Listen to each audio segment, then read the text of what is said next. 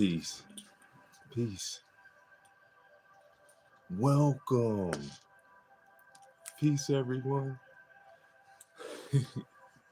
Welcome to the YouTube live book reading of Animal Speak. Learn the language of the animals, the spiritual and magical powers of creatures, great and small. I'm your moderator and narrator, Uriel. Welcome, everyone. It's a beautiful evening. Yeah, we've been doing it. We are almost complete. Another book on YouTube. And we're pushing towards 500. Man, I'm so honored. I'm so joyous. It's just a beautiful thing. You all are allowing me to literally live out my dream by reading books here on YouTube to the world. Animal Speak. We now enter chapter 16. We did it.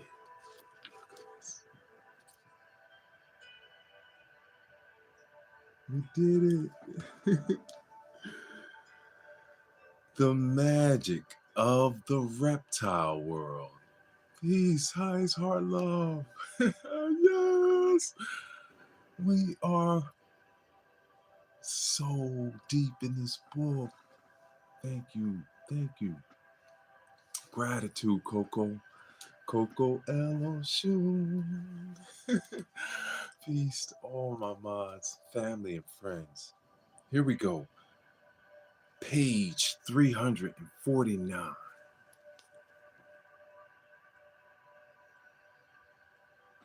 Chapter 16 of Animal Speak by the great Ted Andrews. Master Ted Andrews really has given us so much to meditate with and so many avenues of manifestation and realization. So thank you so much for being here. Here we go. Chapter 16. We're going to run through this and appreciate you. Highest heart love. The magic of the reptile world. Reptiles are one of the most ancient forms of life. They are also the most adaptable, which has enabled them to survive through millions of years of evolution. There are over 6,000 species of reptiles found around the world and living in all environments except the extremely cold. Four main groups have survived since the time of dinosaurs: snakes and lizards, crocodiles and alligators, tortoise and turtles, and the tuatara found in New Zealand. Of these groups, the turtles and crocodiles survived the great extinction of the dinosaurs. They have remained relatively unchanged since that time. Because of it, they are replete with myths and tales from all parts of the world. Reptiles have basic characteristics that distinguish them from other and over from forms of animal life. Reptiles are first and foremost cold-blooded. Their body heat changes with the temperature of the air and environment around them, while mammals have an internal thermostat to maintain a steady body temperature. The reptile must seek out an environment that will help it survive. This is why snakes and lizards are often seen basking in the sun. They need that warmth to help them survive. They must use an outside source to raise and lower their internal temperatures. To those with a reptile totem, this is very symbolic. It indicates a great sensitivity to the environments to which they are exposed. It is not unusual to find individuals with prominent reptile totems to have dramatic mood swings in accordance to what their environment is. These individuals often take on the tone and temperature of the environment. If in a group that is partying wildly, they can easily go along. If in a group that is studious, they will become so as well. If in a group that is cheerful and loving, they will display similar characteristics. Parents of children with reptile totems should be careful to make sure the children keep the right company and participate in beneficial activities. Learning to handle peer pressure in a positive manner will be part of the lesson of anyone with the reptile totem. Reptiles teach us to be selective about what we expose to ourselves to. Learning to control and work with the human aura is its interaction with other energy fields would be beneficial for those with this totem. This is even further emphasized by the fact that reptiles have a skin that is covered with tough scales. This is a second characteristic that distinguishes reptiles from other animal life. These tough scales are protective and, in the case of some reptiles, facilitate ease of movement.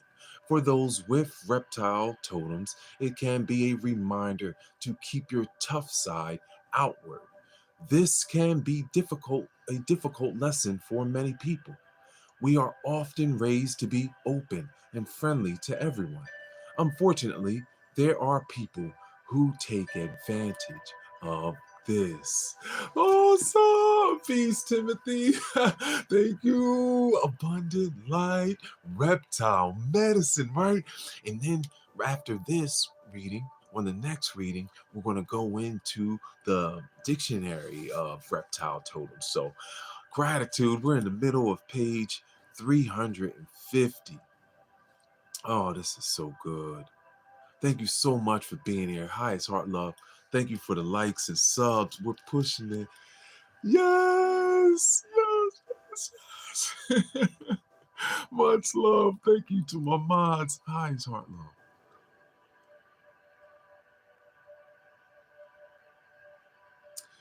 Finding, I try to remind, yes, some cases. Some reptile people will object to displaying a tough side. If these individuals will look closely at the scaly skin, it will usually appear smooth and even shiny, in some cases, as with snakes. I try to remind these people that there can be strength and yet gentleness in them. Finding the balance can be difficult and can be part of the life lesson to those with a reptile totem. Being tough does not mean that you have to come off looking like the bad guy. And that is what the reptile totems can teach. You can be as strong and protective as necessary and still remain shiny in the eyes of those you are tough with. Reptiles do breathe air, and most have at least one full lung. Most reptiles lay eggs. The symbolism of eggs in general was covered in the bird section of this book, and most of it applies here as well. The eggs of reptiles differ from birds, though, in that they almost always have a leathery shell. Many reptiles also lay their eggs, bury them, and abandon them, which is partly why they have such a tough shell. Only a few reptiles will care for the eggs and the young, the crocodile being the strongest example. When the eggs hatch, most reptile young must survive on their own. Young children with reptile totems often learn early in life how to take care of themselves. They must develop self sufficiency and self reliance to a great deal. Some children with reptile totems come into the world with the mindset and a strong sense of determination. Others must develop it for their own success. For most people with reptile totems, it is not unusual to find that the early years were often the most difficult, often having the most difficult lessons. Some people will acquire reptile totems as they grow older or go through specific changes in their life. Such changes can be very dramatic, a kind of death and rebirth process, or they may be gentle assertions of new opportunities.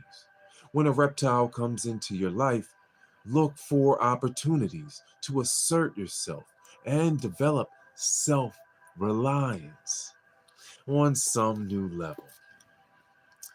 The unfoldment of self sufficiency will begin to occur. The diet of reptiles varies.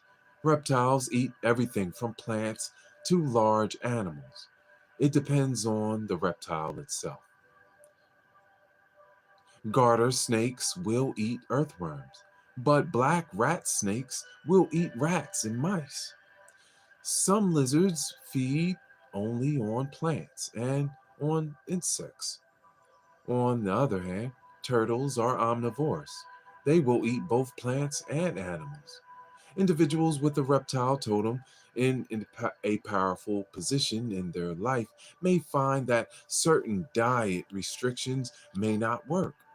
As with any totem, studying its most common food source or prey can provide insight.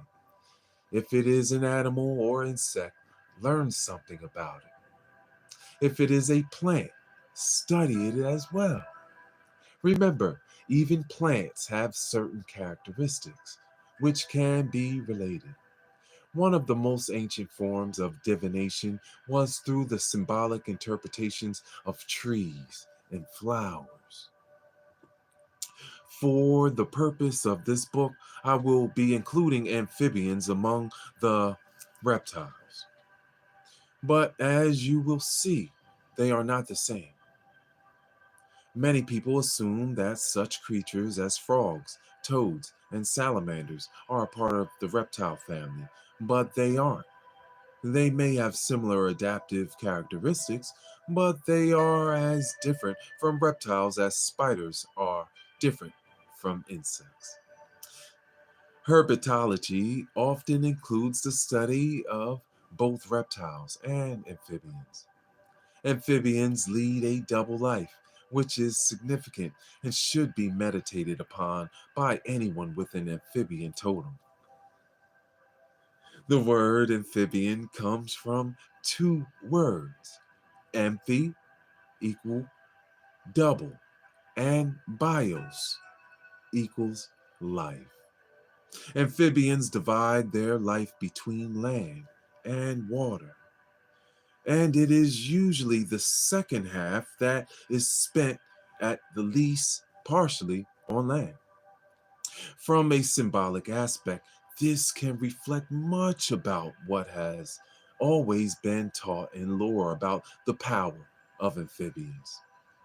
They are often the keeper of dreams, water element, the ability to live in water and on land can then reflect that lucid dreaming is going to be stimulated. Many amphibians are thought to be the keepers of knowledge of astral projection. On a more psychological level, they can also reflect a need to learn to use the emotional energies, water, constructively, land. The most commonly recognized amphibians are frogs, toads, and salamanders. Most people think that salamanders are more closely related to lizards and reptiles than to amphibians, but this is not so. In spite of its appearance, a true salamander is more closely related to the frog. It must stay in moist areas, and it does have a slimy coat, which lizards do not. A salamander could never survive in the heat and sunfire like a normal lizard. So, how do we distinguish an amphibian from a reptile? An amphibian is a vertebrate animal, but it has no feathers, fur, or scales. It will usually have toes at some stage, but no claws. Amphibians are cold blooded, like reptiles, needing the environment for a heat source. Their temperature fluctuates with their surroundings. Those with amphibian totems will find themselves being just as sensitive to the environment. Amphibians, like some reptiles, will shed their skin as they outgrow the old one. The skin is usually eaten by amphibians, though. This shedding of the skin is very symbolic of transformation, resurrection, and rebirth. Any totem which does this usually indicates the same kind of rebirth energy about to manifest within your own life. Yes, we're doing it. Peace, Samuel. Oh, highest heart love. Oh, peace, Timothy. Thank you guys so much for the likes and subs on this corner of YouTube where we read books and learn from masters. Master Ted Andrew, Animal Speak. We are reading through chapter 16, page 352 for those reading along, as well as in the playlist. All the books that we read on this channel are in the playlist, and you can just click on one of the playlists and read all the book with us. So, highest heart love, thank you. Peace for Keys. Highest heart love. My mods are in the building. Peace, family. Oh, we're reading about amphibians and reptiles. Oh my goodness. Yes, thank you, Marquise. Peace. Yes. I see the hearts and love. Much love. Peace, everyone. Yeah, this is a short reading.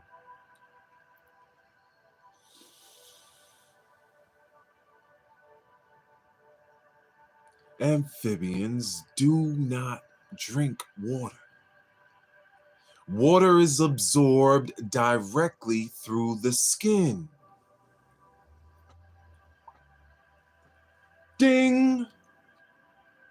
Individuals with amphibian energy strong in their life will need to be around water. It is not unusual to find them spending great amounts of time in the bathtub or shower. Being around natural water sources will be essential for their overall health and well being. Amphibians usually go through metamorphoses of some kind. This is most obvious in frogs, and the change from the egg to tadpole or pollywog, and then to frog. Most people with amphibian totems can pinpoint specific periods in their life where major transitions have occurred or been triggered.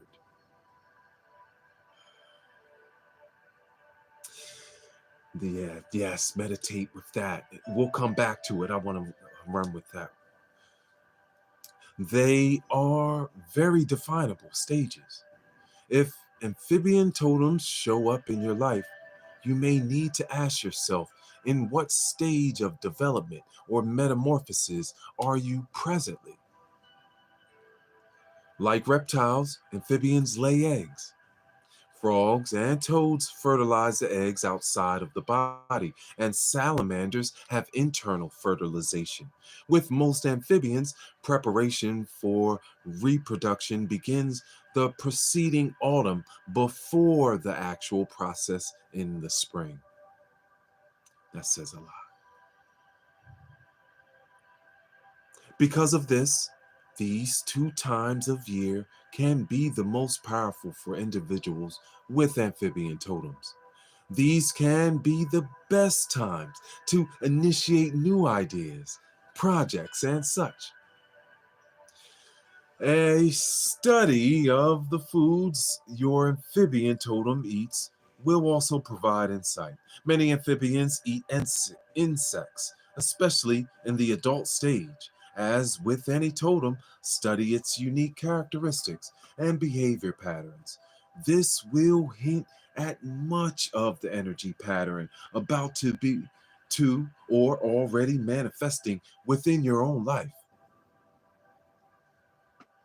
With its double life, the amphibian will help you while asleep and awake.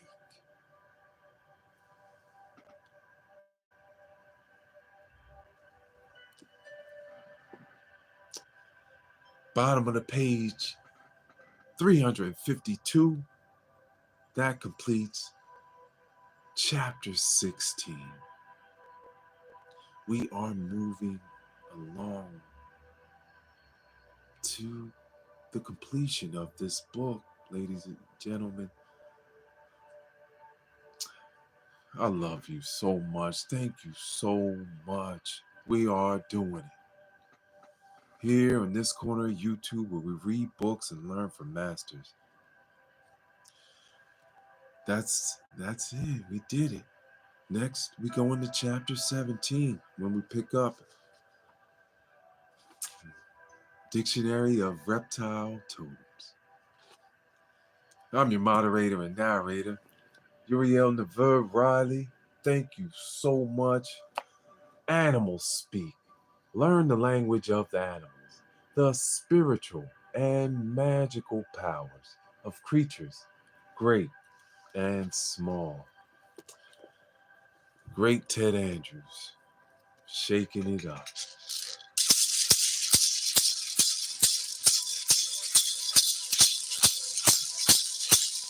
Completion of another chapter.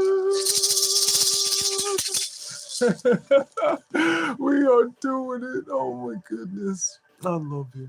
Thank you so much for being here and for this reading. Thank you to all those in the playlist. We are doing it. Great dreams. Yes. Then speaking of that, yes. Sky blue cloud tonight. Sky blue.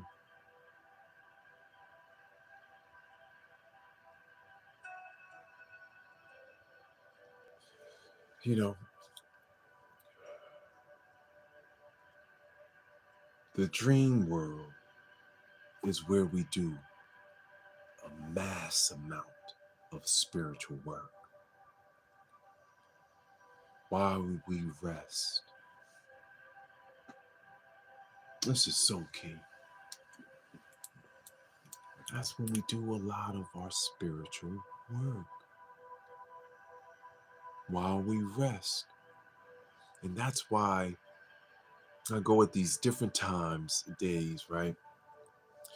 So we get the 360 degrees of a single day in, but also so you can feel that peace before you rest or before you go out in your day when we do them in the early AM or in the afternoon as a refresher, something when you take a nap, you can be at peace and know, yes, Uriel, he loves me. He tells me. He sings it to me. This is a peaceful, peaceful thought, right?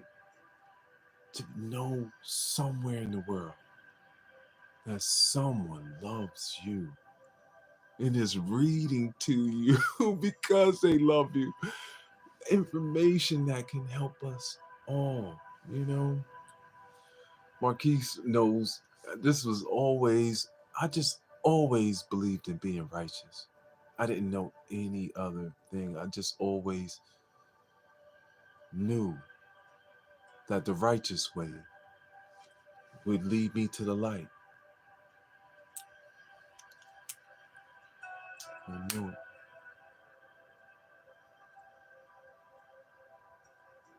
And my name means the light of God. So that's what I had to do. Thank you so much. Peace, peace. I love you. Know it. Y'all have a wonderful evening. I will talk to y'all soon. Thank you so much. Hi, it's Hard Love. She says, oh, short but great reading. Thank you, Master Uriel. Thank you so much for being here, Goddess Queen. Thank you so much to all the light workers. We are doing it. Here we go. Peace, peace. I love you all. I love you so much. Isis, my daughter, baby Bubbles, I love you. Mom, dad, family, friends. I love you. Peace, peace. I'll see you in the sky blue cloud tonight. Peace.